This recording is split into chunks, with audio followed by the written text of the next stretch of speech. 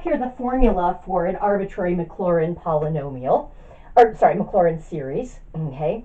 And I want to just remind you of what the Maclaurin series is for some of our familiar friends from this semester.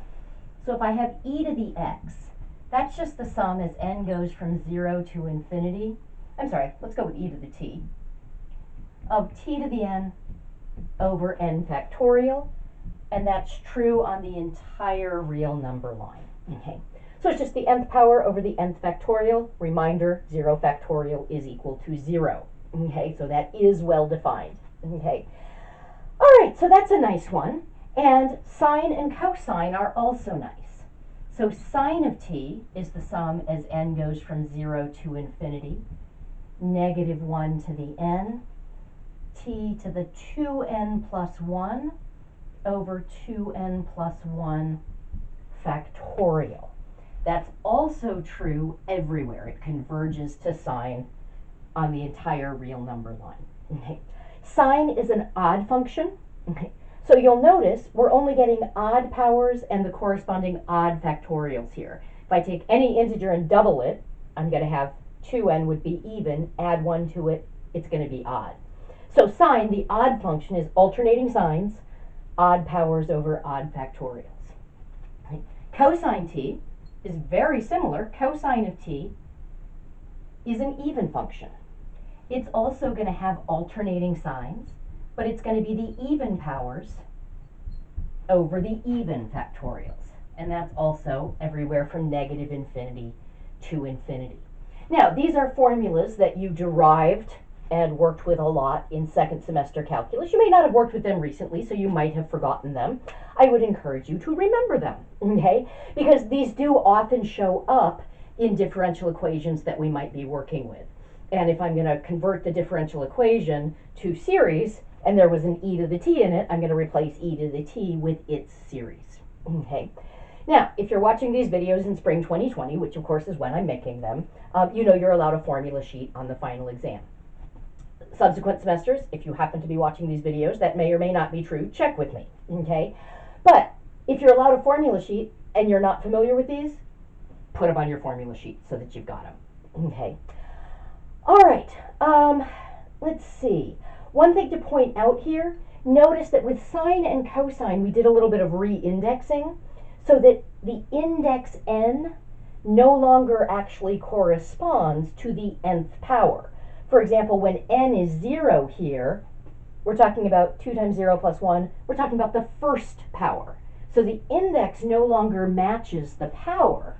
But if I'm going to write things out one term at a time, I would just do that to say, okay, so I'm getting when n is 0, I'm getting t. Okay. When n is 1, I'm getting a negative sign. I'm going to get t to the third over 3 factorial. When n is 2, I'm going to get positive t to the 5th over 5 factorial, etc., etc., etc. When I'm lining things up with other series, I'll line these up with all of the terms that correspond to t to the 1st, and these t cubed. So I'll just have some gaps in there because the even powers don't show up. That's perfectly acceptable, okay? But be aware, that's a place where it's going to be helpful, I think, to write things out a term at a time, rather than in terms of this index, because if I wanted to add this series to this series, terms with the same index aren't actually like terms. Here, terms with an index of 2 would be t squareds, and here terms with an index of 2 would be t to the 5ths. They're going to be like terms if they're the same power. Okay, now I'm going to just keep the one for e to the t up here, because often as we've been working this semester, we don't just have e to the t, but we have e to some power of t. Let's say I had e to the negative 3t. Well, that's a function composition because we were just plugging in negative 3t into the exponential function. Well, it works to plug it into the series as well. So this would be the sum as n goes from 0 to infinity. I would replace t with negative 3t to the n over n factorial. Okay. And if I want to, I can simplify that a bit. That's the sum as n goes from 0 to infinity. I'd have negative 1 to the n, 3 to the n, t to the n over n factorial. I actually separated this into two parts. I could have left that as negative 3 to the nth power if I wanted to, but the negative 1 to the n just tells me it's going to be alternating signs, and then this tells me the magnitude of that coefficient, of the top of the coefficient that I'm going to have. And of course, I could then write this out a term at a time. When n is 0, I would be getting, actually I'm going to just write out what my indices are. When n is 0, I'm getting 1 times 1 times 1 over 1, I'm getting 1. When n is 1, I'm going to get a minus sign. I'm going to get 3 times t over 1.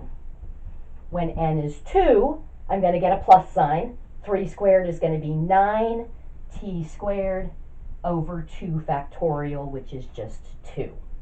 Next term is going to be negative, etc., etc., etc. Okay.